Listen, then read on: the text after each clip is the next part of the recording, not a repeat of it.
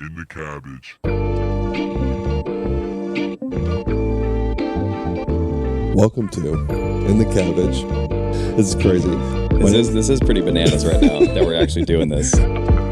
I'm Tommy Swain, Andrew Witt. Please subscribe, please listen, please download, like. And just a reminder, keep swinging.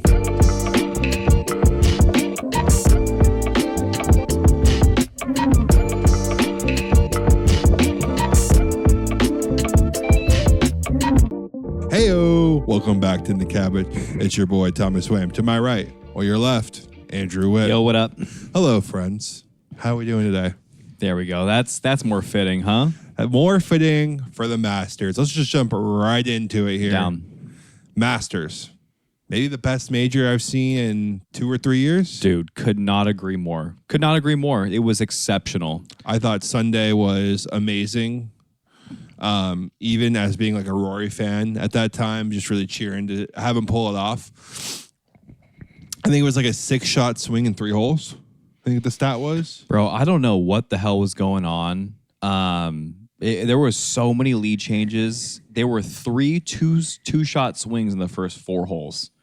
It was great. I mean, I and Rory mentioned it. You know, he came out. Let's just start from the beginning of the tournament. I thought I watched more of this major than I've watched Almost like all of them combined in the last year. Last year, I didn't watch much of the majors last year, to be honest. Like the LA Country Club, I watched very little of. Was that last year? I think that was last year. Or was Pinehurst last year? Dude, honestly, I mean, that's how bad it is. I can't remember. Maybe it was maybe Pinehurst was last year because it had Brooks, or not Brooks, but Bryson's bunker shot. That's what it was. Yep, it was. So Pinehurst. I obviously don't remember watching that.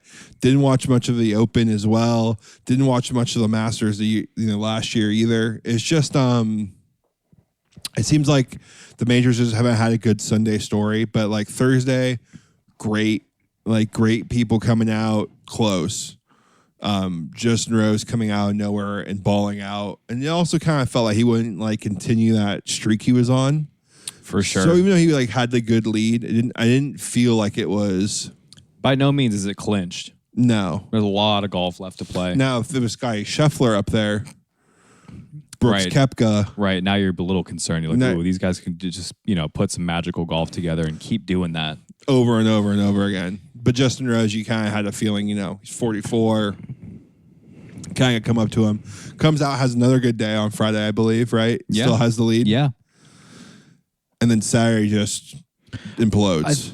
Did he, or did he just go I think he just went 1 or 2 over, right? Yeah. Three, sorry. I thought he was 8 under through two rounds, and then he ended up 5 under through 3 rounds because Rory was 12 under to start the day. Crazy. And they end up freaking tying at the end of the round. But starting from the top, though, I really do think that on the Sunday round, I was shook, to be honest with you. Rory's been playing such solid golf all weekend long and came out and double bogeyed the first. I'm like, dude, what is happening right now? 2-shot swing, and then a hole or 2 later, another 2-shot swing. It was just crazy, but I think the narrative for this tournament was just all there, and it was so back and forth all over the place. I'm just really, really bummed, and I've got some major, major beef with airlines now, is that I don't know if I can actually fly United Airlines again. Did you not? They lost my business. Because you paid for the Wi-Fi. Wi-Fi didn't work, right? Bro, I was so heated. We were boarding the flight, and Katie's yelling at me to come up to the line, right? And that was when Rory hit his shot over the trees on hole number 4. Oh yeah, puts it put it 4 feet. Yeah. I'm just oh my god, and I'm actually yelling. People are yelling around you. I'm sure. I'm just pointing at my phone. Katie's what? Get in line, because she's a little stressed. She's a stress flyer. Get in line. that's why I'm there for. I'm just a big old lollygagger in the airport. Just whatever. hanging out. Yeah, just hanging out. Also, it's to me, I get it. I'd like to be on time, get on the flight, do my thing. But at the same time, you getting on at the time you're supposed to get on, is it going to make a difference if you get on later? Zero difference. Zero difference. Right. And so I just wanted to see like that whole play out basically. And I knew I wasn't going to like be able to finish the Masters, obviously, but I want to watch as much as I can before I'm boarding this flight, doing all this crazy stuff. Well, you should be able to watch all of it because normally 100%. they have live cable television available to you. We were put on a non-full-sized plane, and I think that had something to do with it. So it was 2 and 2 seats instead of your typical 3 and 3. All the way from Rhode Island or from AZ? From Rhode Island to Chicago. Okay. And that was a long enough flight, 3.5 hours, from hole 5 through hole 18. We landed. I turned off my Wi-Fi in airplane mode immediately, and we're going to the playoff. And I'm like, "Are you kidding me?" I'm like, "What is happening?" I'm just, I got so mad in my flight, so fucking heated because I can't watch the Masters. I can't watch. Wait. Yeah, it could be one of the greatest days of the year, and I don't know about you, but I'm a big Rory fan. Yeah, I mean, he tainted me a little bit with the phone thing, but at the same time, I'm giving him some grace because the man put the PGA Tour on his back. Yeah, against Liv for the better half of 3 years, for sure. Filed divorce papers, unfiled divorce papers, won the Ryder Cup. Blew up on another caddy. Like the man's just been through a bunch of highs and lows. A lot, man. Blew the U.S. Open, from what I understand. Like winning against Bryson. And you know what? It's not like he's going around and committing crimes. No, he's just got a lot of pressure on him at certain moments, and I do think that shows, and for good reason. I mean, he's going through. He's on the PGA press board or whatever it's called. Yeah, and he's going all these interviews, and everyone's peppering him all the time. When are you going to win your next major? And he was on the brink of, I guess you would say, breaking Tiger's record for longest major drought. If he did not win a major this year, he would have gone longer than Tiger Woods ever between major wins, which I thought was crazy. I mean, for how good he is, it is crazy, and it kind of just shows you how good golf has gotten.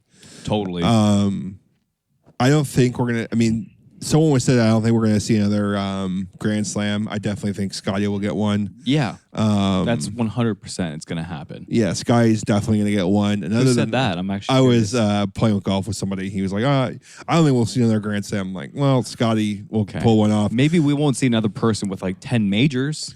Oberg. I think Oberg has all the capabilities of winning multiple majors. So impressed with his game this past week. The guy has the best looking swing in the PGA Tour, I feel like. Since Tiger Woods came onto the scene. I mean, yeah. And Rory came onto the scene. And then the person who I cannot stand playing golf right now is Rahm. Yeah, what's up with him right now? The golf swing looks terrible, does it not? I mean, I barely watched him. From his golf swing, it looks like the takeaway is insanely fast, and the follow through insanely fast. It's short and quick and just doesn't seem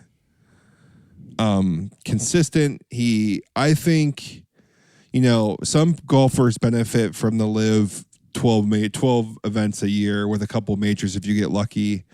I don't think you could play golf that way, man.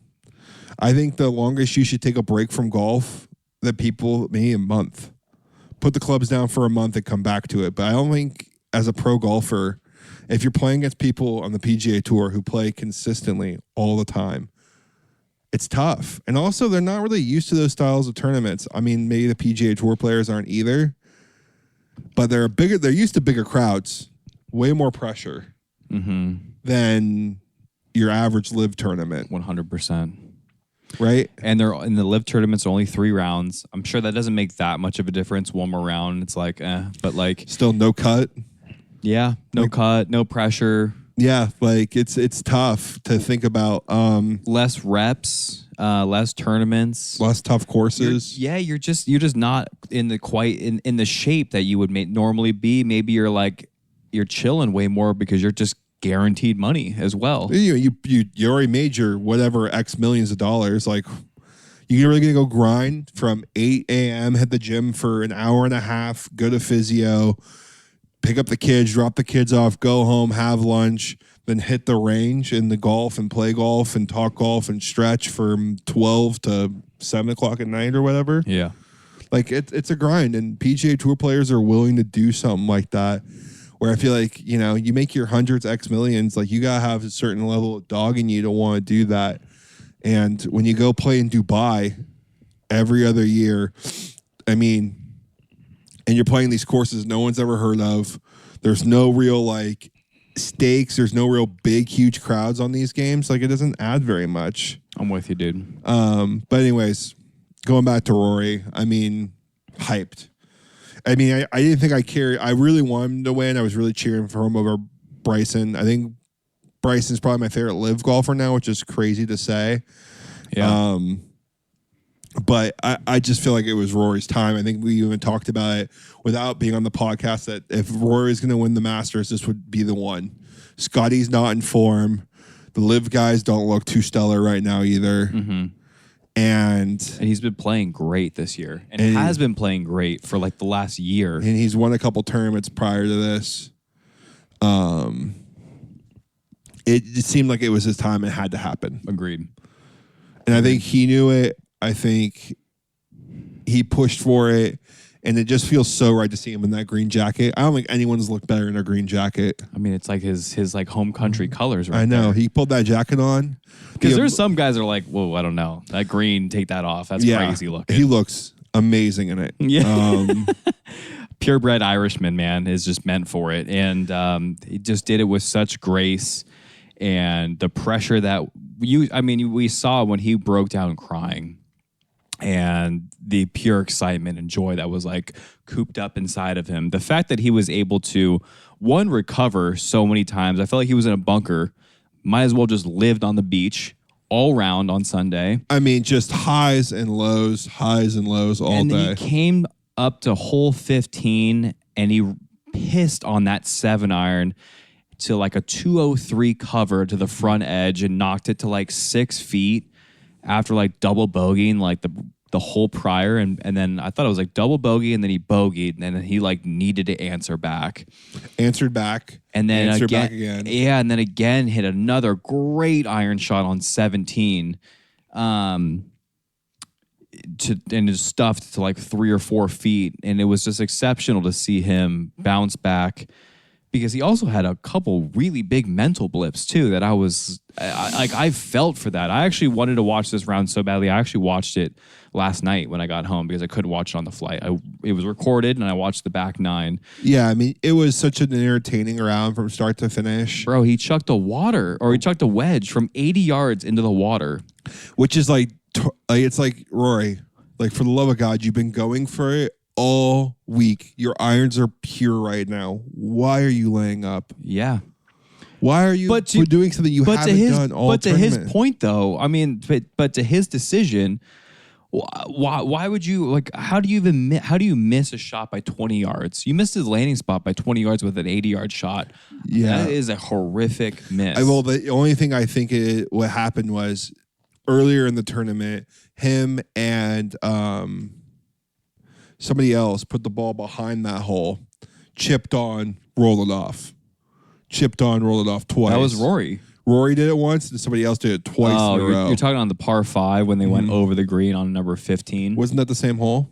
That was a different hole. Number 13, the par 5, where he laid up to the 80 yards. It puts it in the water. Yeah. Yeah, so maybe he was thinking, I don't want to be long here again. Maybe he's thinking, I just don't want to. Yeah, well, there's no water long on 13. Right, but if he's on the back of 13 chipping down to the hole, which is a front flag at the time, maybe he's thinking, I guess so, right? Roll off into the water. I don't know. There's just a mental blip. Like, it means just a bad shot. It's crazy. I feel like you put one of us there. I mean, out of 100 shots, I'd like to think I'd maybe hit in the water once or twice. Yeah, 80 yards. I'm grabbing my 50. I'm hitting my 100-yard shot, and I'm just going to hit 100 yards. And I'm just going to hit it to the back left portion of the green and let it roll down. And just trust my putter.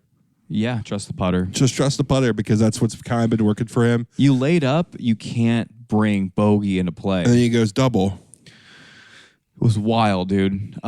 It was an absolute circus of a round, but I think that just added so much to it that it was just such a big build-up, and you really felt for him. And when he had 125 yards on 18, and he hit a gap wedge into the right bunker, and all he needed to do was get it on the green. Was just put it in the middle of the green. And obviously it's not a 70 or 80 yard shot, but you're thinking about hitting a range of like 10 yards. I don't know, man. But it's just, you think just putting it, you're a pro golfer, you're one of the best in the world. You're 125 yards out. Tournament, it's a stock iron for you. Tournament on the line. You're putting it on the middle of the green. Flat lie in the middle of the fairway. Just hit the shot. On the green. Yeah, I know. It just goes to show. I mean, we're so as us as golfers, it just goes to show that it's really fucking difficult, and no wedge shot is just like guaranteed to hit the green. Now it's way different. He's got the Grand Slam waiting on his weighing on his shoulders. But yeah, our personal Grand Slams on our shoulders. Sure. It is true. It's insanely difficult, and I'm happy that he got up and down from that bunker, or not up and down. At least got to a place where he could putt, tap in, bogey, give himself a shot to go into OT. And as soon as I went to OT, I liked his chances. The only reason why was because he just got pushed to a playoff at the Players against Spawn and came out and performed very well in a high pressure situation. Yeah.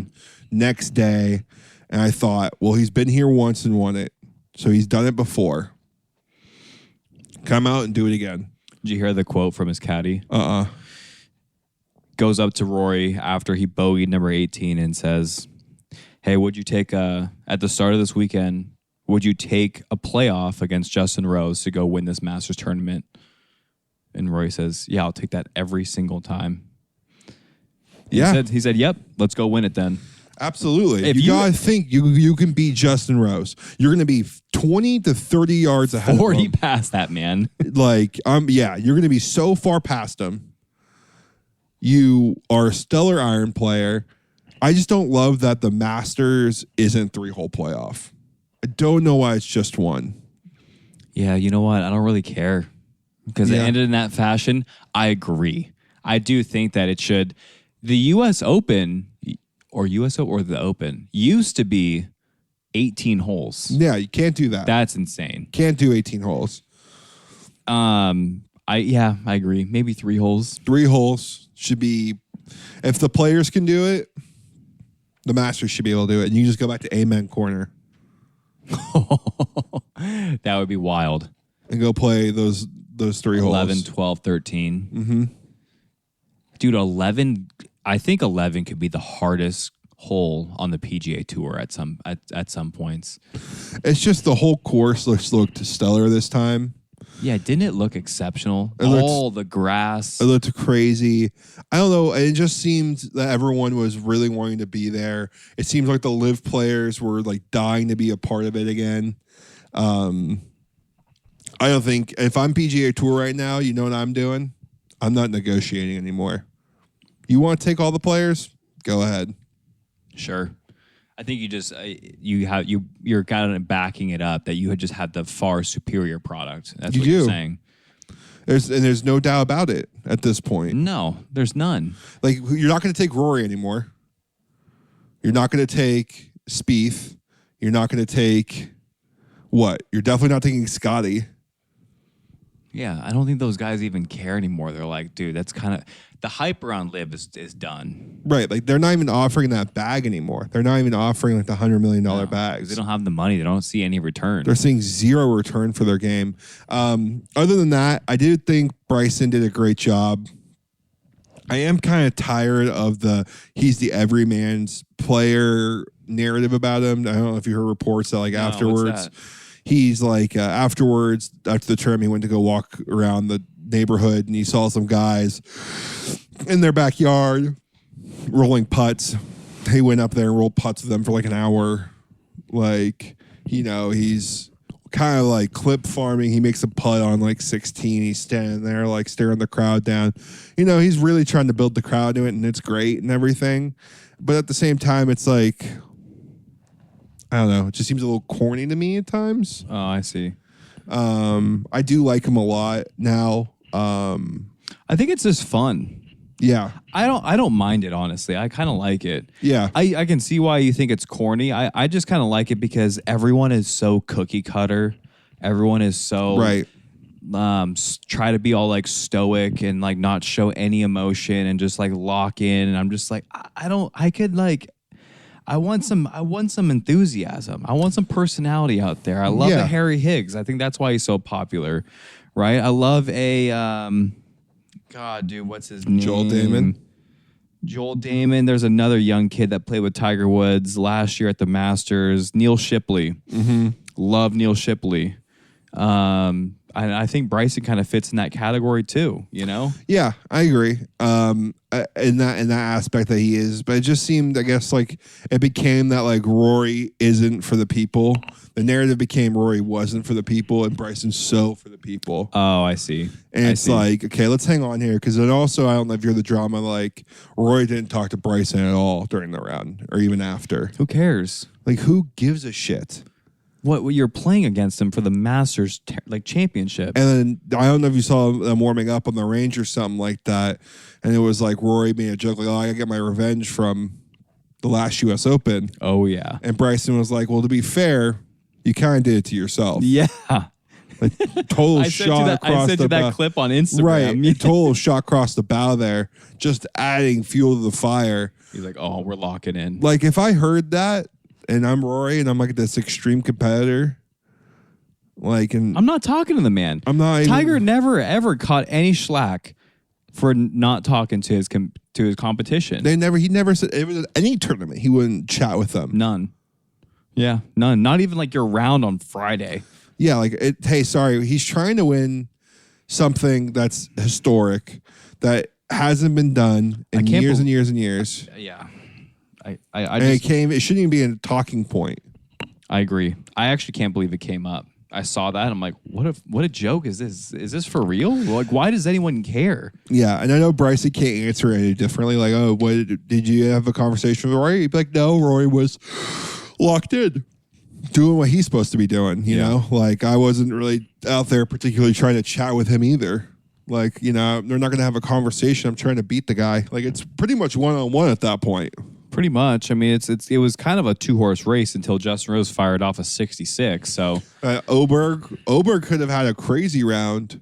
He had a lot of deep birdie looks. If he got a couple of those to drop, he was right in it. Scotty brought him, maybe his A+ game could have been in it. I think Scotty's hands really jacking him up. I mean, the fact that he even finished like T8 or whatever it was, it's solid. Yeah, I mean, he had to have surgery on it, so that's not. Yeah, good stuff. Wait, did he have to have surgery, or am I making that up? I don't think he had surgery on it, but I think he's definitely had maybe some stitches or did something with it. Yeah, he's it's just gonna be tough to come back from. Expecting to do it. I love that Phil played terribly. Yeah, where was he? Nowhere. Got cut. I think didn't make the cut. Freddie Couples almost made the cut. Yeah, it's crazy. He played great. By like one, right? And he beat a couple big name players on Thursday as well. Brooks Koepka. Bernhard Langer almost made the cut as well. Like, these guys are, it's crazy for that to be the case. And Bernhard's 67, and he had a putt from 6 feet to make the cut. And missed it. Yeah, he missed it. Yeah. But he would have set the record for 27 cuts made or something. You would crazy. have to drag me off that golf course. If I won the Masters. Yeah. And then you would have to I physically couldn't be able to play golf anymore. I'd sacrifice if I that. almost made the cut, if I was one putt away from making the cut.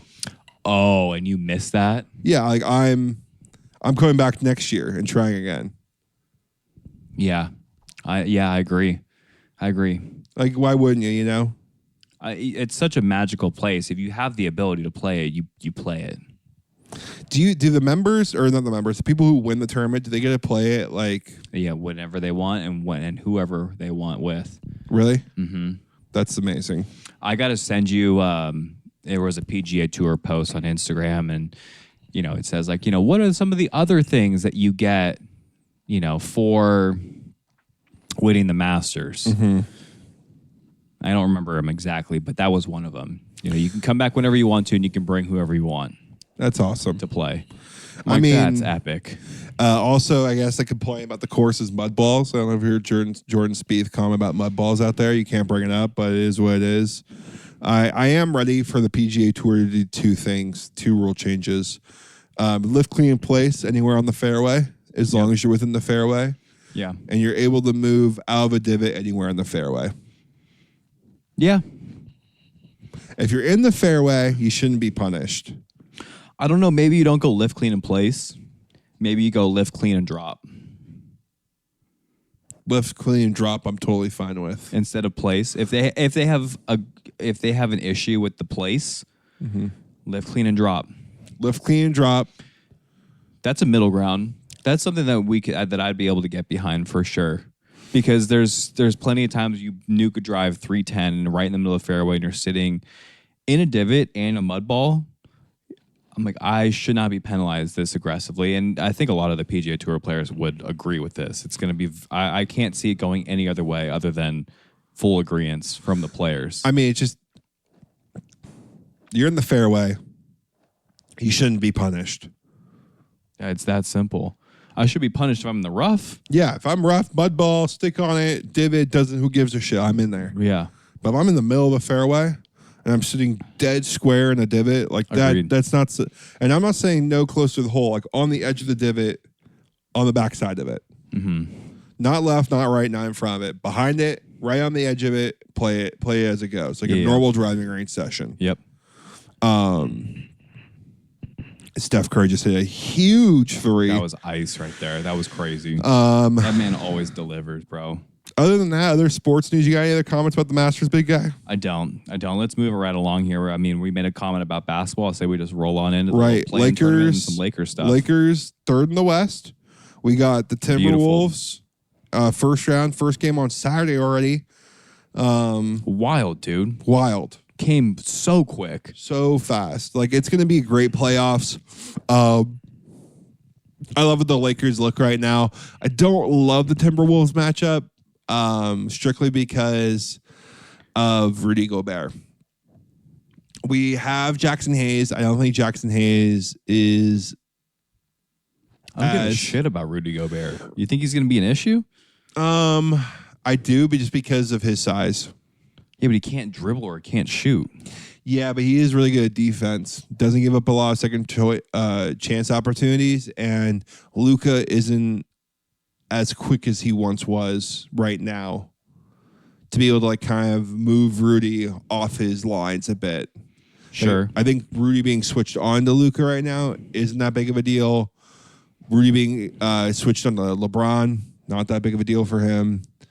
And then Ant coming into his own in the playoffs is always scary. But, I mean, I have faith in the boys. I have faith that Luka is probably one of the most demon players right now in the playoffs that we have in the league. Complete faith that he'll come out and get it done for us. I need to see Lakers going to the next round. I think they have a boys chance. Boys are playing some ball. I think they have a chance to win the whole thing. Yeah, I do too. There's just we just got to have the right, keep the mo we have going. The ball cannot get stagnant on this Lakers team. We can't start playing ISO ball. And I don't think we're going to turn into that. I don't think, one, JJ Redick is going to allow that. And two, we have too many creators now where, okay, maybe we'll have a possession or two here or there kind of a thing, but I don't see us getting ultra stagnant. We have Reeves, we have Luka, we have LeBron, we have Rui, right? And we have Dalton Connect as like our 8th option. You know, we have guys that could shoot. Contavious Caldwell-Pope can D up. Vanderbilt's got great defense. And Jackson Hayes is always ready to catch a lob. I really do think that we're going to match up pretty well here against the Timbies because they're not as deep as us. They're not as deep as us, and I just don't see how. I mean, you put Vanderbilt or Rui on Ant, and you put Jackson Hayes on Rudy Gobert, and that's a wash in my opinion. Yeah, and you just whoever if you set on ball screens, and if Rudy Gobert is on that ball handler, then you drive and you kick, and then that ball is now going to Reeves or LeBron if that's Luka driving, getting rid of it. Yeah, and I think it's all great. I don't, and in the playoffs, and I do think Rudy gets a lot of heat for who he is a player. I do think he commands more of the court than people think he does. I mean, he is stellar at defense, and he can definitely change matchups. But I agree. Like, we're going to be fine. At the end of the day, I also know Vanderbilt's been dying to play Ant in the playoffs after his comment about Vandy on the bench. Oh, Vandy was talking shit to Ant or something like that when Vandy was hurt for like 2 years. And it's like, why the fuck are you talking? Like, you haven't been into the league. You've been playing the league in 2 years or something like that. Dang. So, we'll see. It's going to be a good matchup. I'm sure Luka and Ant will put a show on. If LeBron wins a chip, I think he runs off from the sunset. If he doesn't get it this year, he comes back for one more. You think so? I think actually, I don't know because now he's got Luka. Yeah, and if we get Joker next year, I don't think we'll get Joker, but I do think we'll get another body now.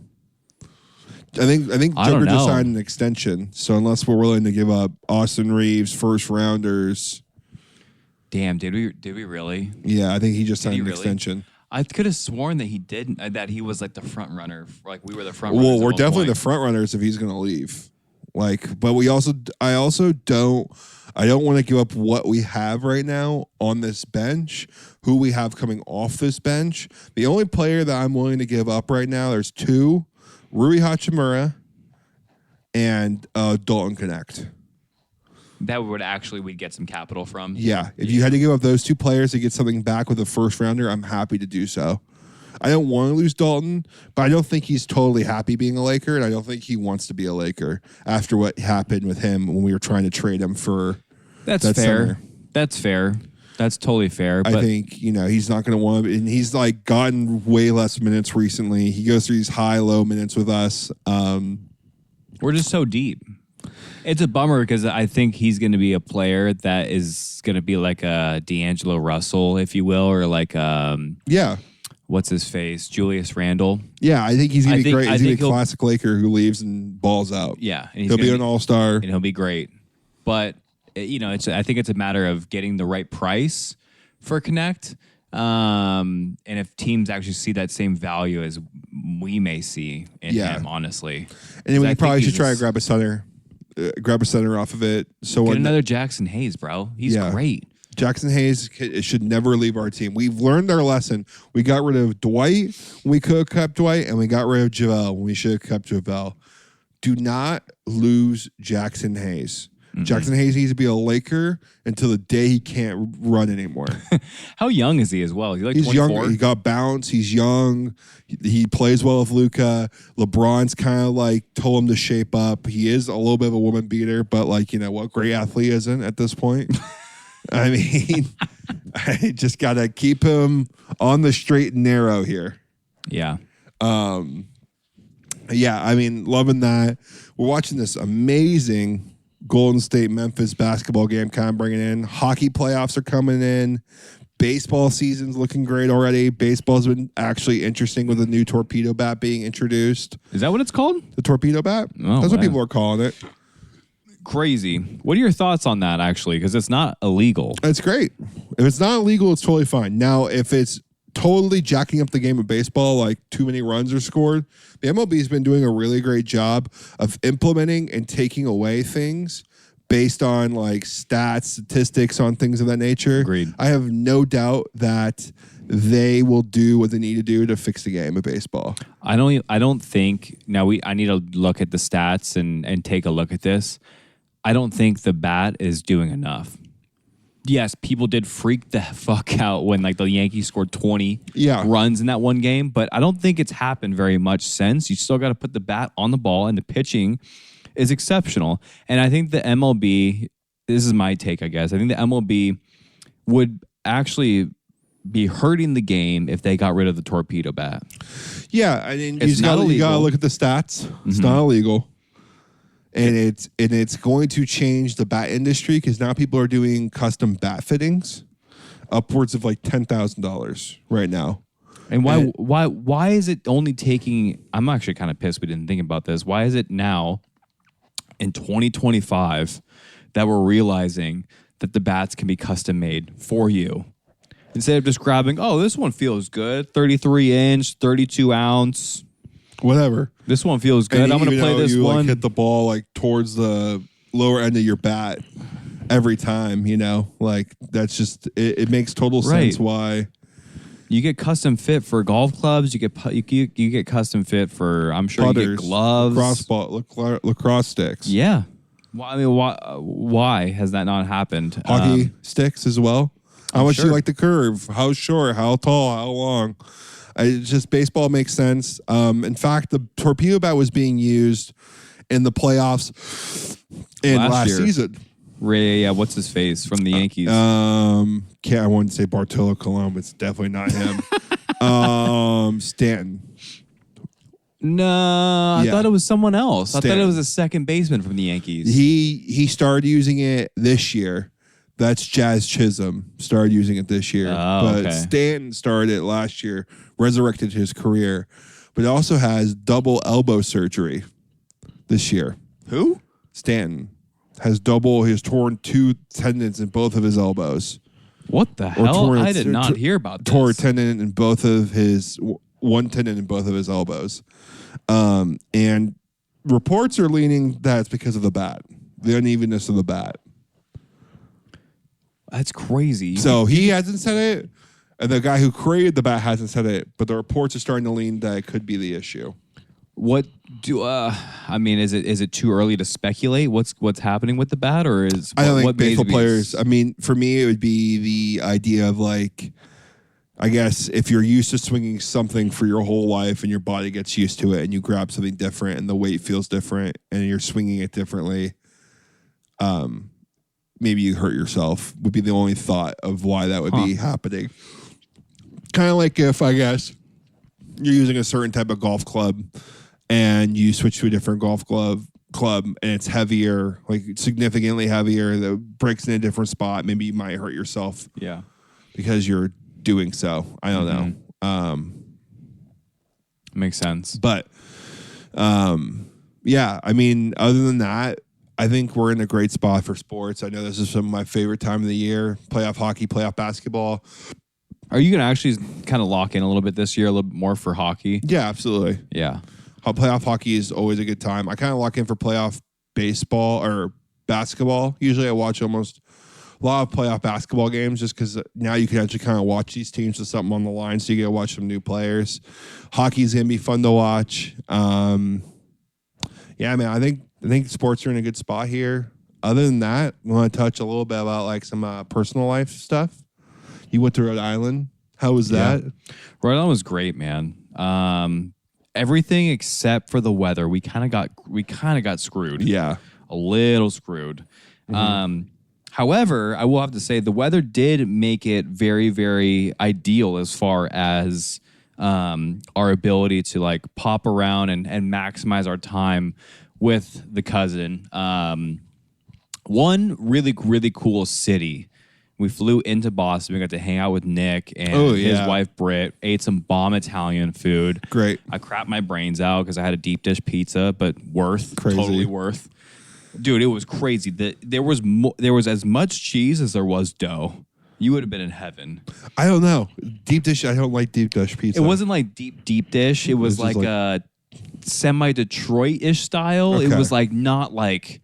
It wasn't like a pie, you know. It wasn't like a freaking cheesecake where that thing is like stacked tall. Yeah, it was probably a good half inch to 3/4 inch. That sounds great.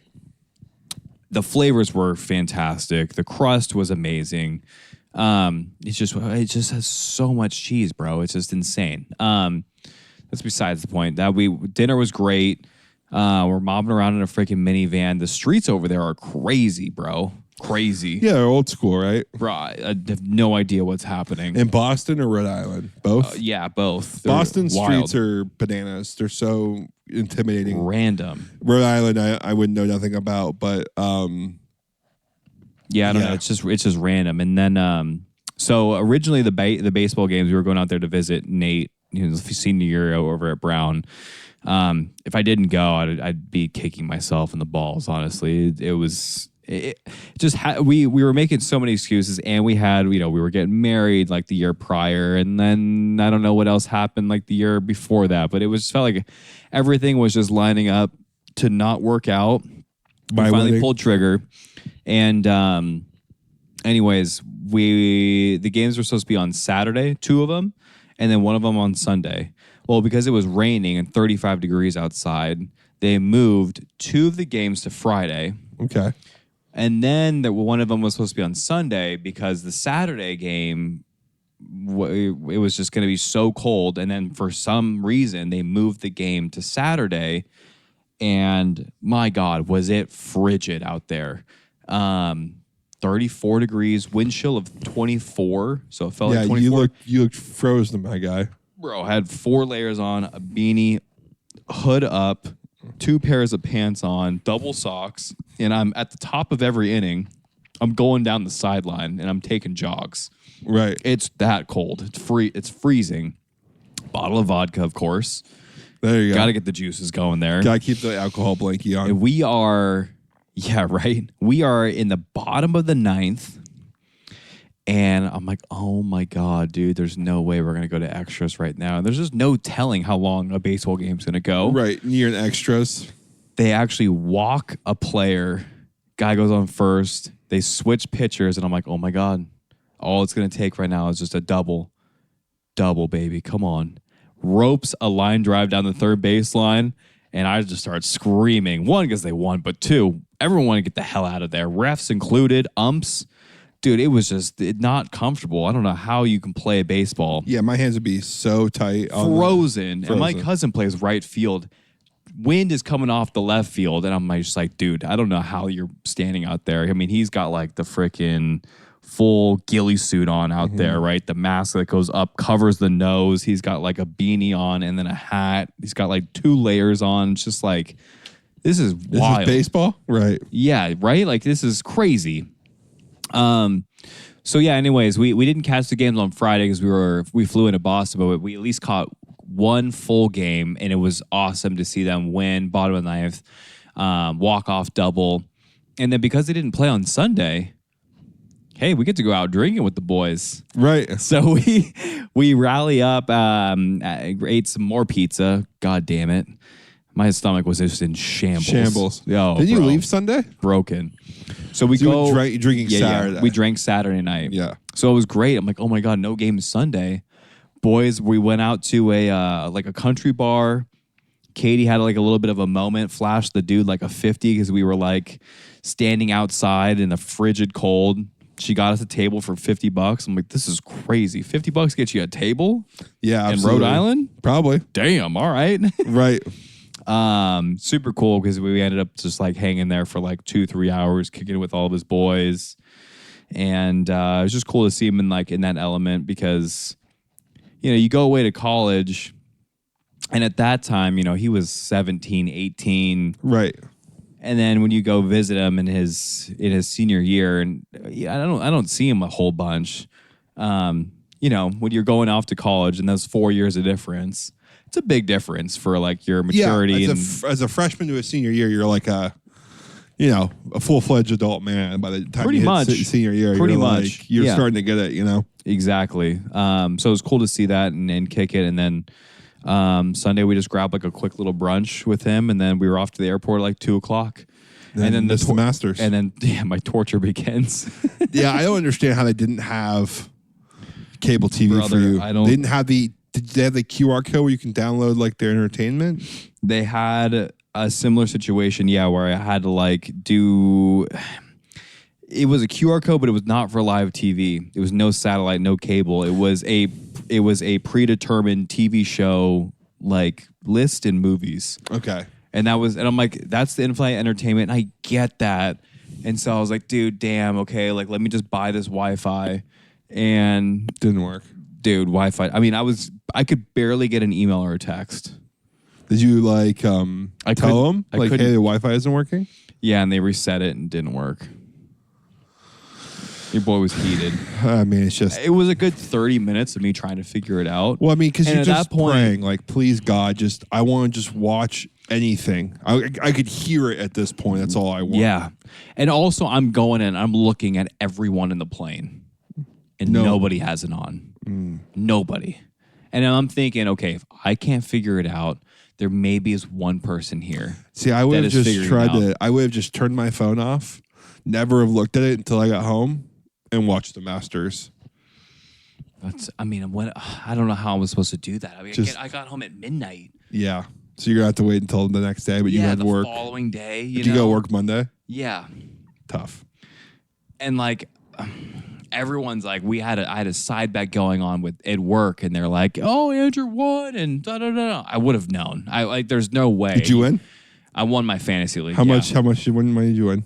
Everyone just Venmoed me $20. Nice. So I think it was like 80. Nice. Oh, it was great. I think I had like a 13-stroke victory. Oh, you crushed them. I was not even close. Who'd you pick?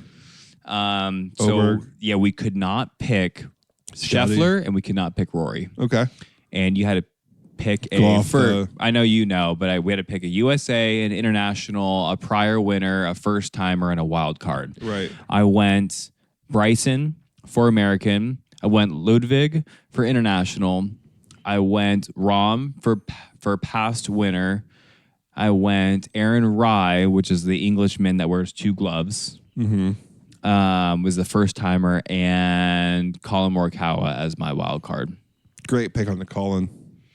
I think everyone was under par at the end of the round. At the end of the tournament. No one missed the cut. Everyone finished under par. There you go. Finished like 19 under collectively. Rahm was probably or 21. like your worst pick out of that, right? Yeah. Or Rye? I think Rye maybe was like only 2 or 1 or 2 under. Yeah. And then Rahm, I think, finished 3 or 4 under. That's great, man. Yeah, so that was cool. And that was my trip to Boston. I'm trying to think of maybe I'm going to bounce it back to you here. Do you got anything personal you want to share? Maybe you're in the Cabbage about? No, man. I mean, not much. Just job stuff going on. Yeah. Which is like not a bad thing. It's just a lot. A lot of critiques, a lot of changing, which is totally fine. You know, the next steps are hosting meetings, which is such an uncomfortable feeling. Now you got to walk into random people's offices and talk to them.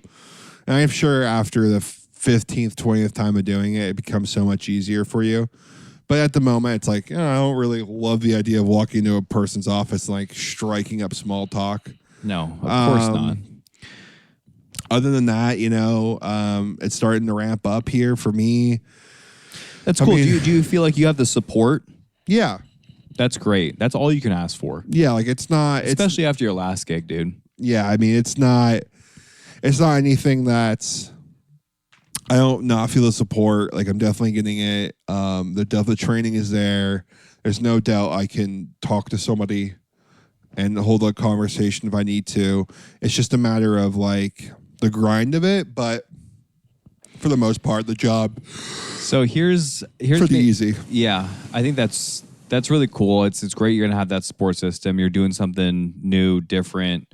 The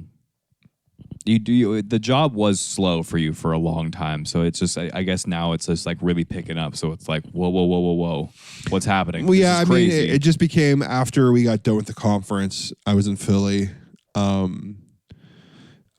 After the conference, it just became go because they're trying to onboard me really quick. Yeah. Maybe I should have done a little less traveling. One less trip I was doing and gotten more of this role playing thing done through. But like at the end of the day, it's no big deal. It is what it is. The rest of my time for all of here on out, I'm slammed. I mean, I'm busy next week. For work, you're saying? Yeah, I'm just in general. Like next week, next week I'm stagecoach. Oh my God, that's right. You're going to Stagecoach. Are you going to weekend one? I think so. Okay. Which, you know, I'm excited for and not. I'm not loving the idea that everyone's just going to be trashed. I like the idea of being trashed around my friends because I don't have to take care of them. I don't have to worry about anyone else besides myself. Yeah, because if it's your friends, you're like, huh, loser.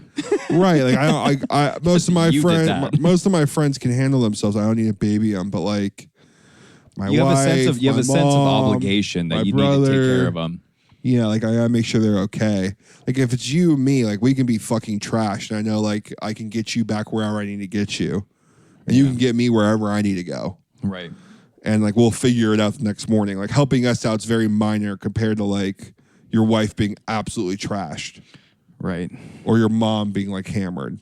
Like it's not my favorite thing to deal with in the whole world, but like it's not for me, it's for my wife because I'm doing so much for me later. Because of golf tournaments and are picking up.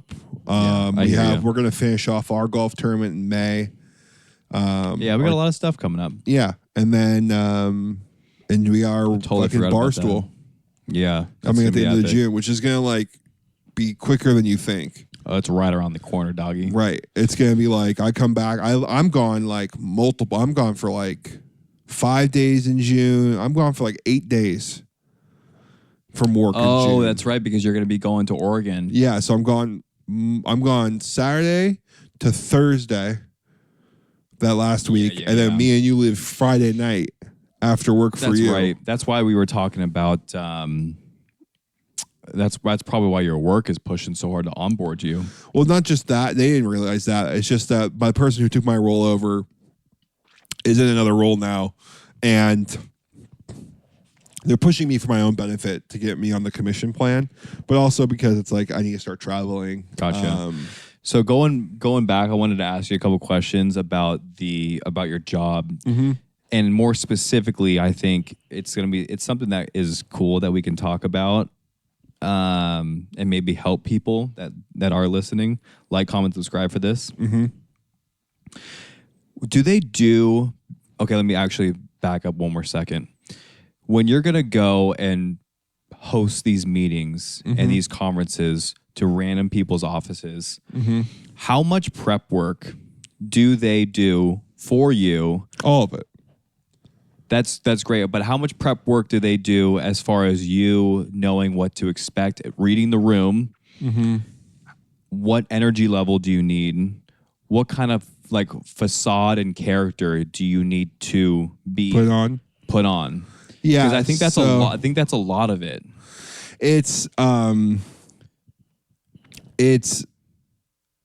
So they hire. I mean, the company I work for has an extensive hiring process.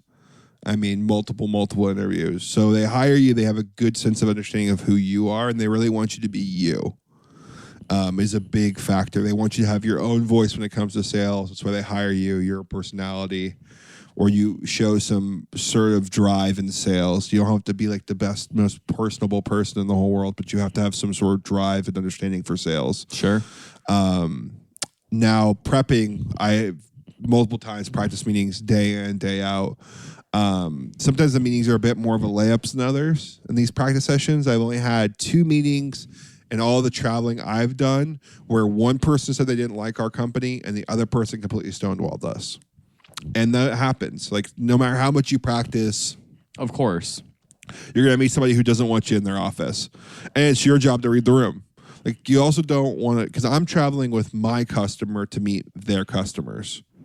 Like, it looks bad on me and on us, if I'm pushing this person. It looks bad to my customer if I'm pushing this person to do things they don't want to do. Like, if I'm like, let's talk, let's like, even though we're coming in most of the time, pop-in meetings are a very small portion of what we do. The rest of them are scheduled out through my customer. They're called customer visits. Got it.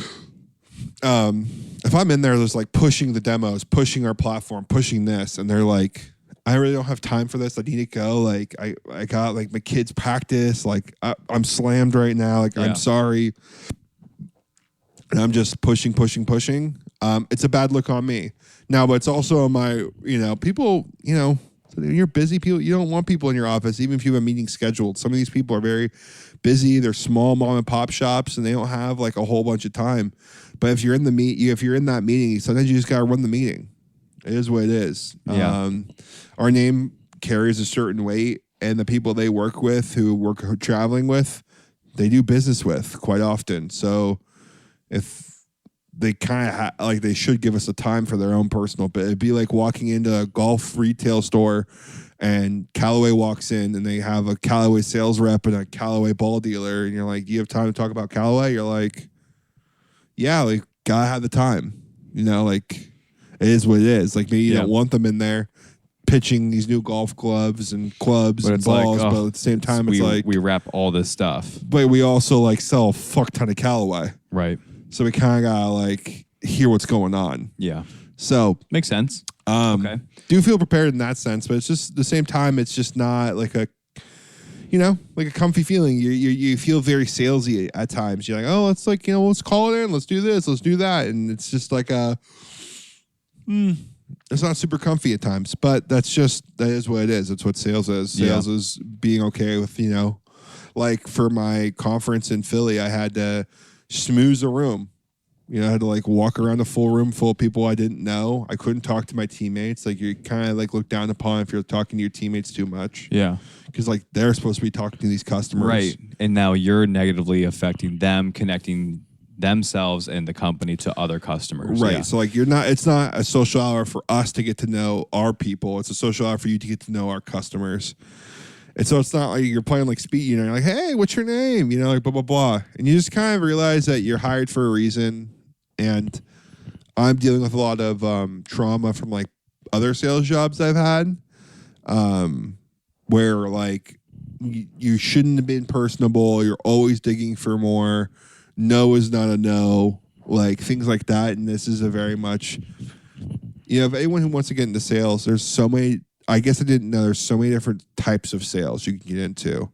Maybe you're great at that push. Maybe you're great at taking no for non-answer, and you can push people to buy something that maybe they weren't thinking about. Or maybe you're really great at like financial sales, or great at, medical sales, and you wanted to be a doctor and you didn't, but you like all that tech shit and you like that grind. Or there's relationship sales, which is probably the sales I'm best at the moment, where it's, you gotta be somebody's buddy. Like, people want to buy from friends. People want to buy things from people they care about. And you gotta find a company that's willing to like understand that, because some people don't. But yeah, it is what it is. That's good. I didn't actually think of it that way. And it is very different, right? You have like the cold calling, you have like the people that are trying to get you to sell things that are just totally random. And that just seems so difficult, and also seems increasingly difficult nowadays because nobody likes picking up the phone anymore. Right. The generation of people just talking and doing sales of the phone, I feel like is very rapidly dying. Yeah, but some people fucking kill that job. Like someone who's like an automobile salesman that just like understands how to like push a car on somebody. Yeah. Or somebody who's amazing at phone sales that can like schedule. Like, I have people at Oxford, that company I used to work for, who was stellar at getting meetings and selling consulting to random people.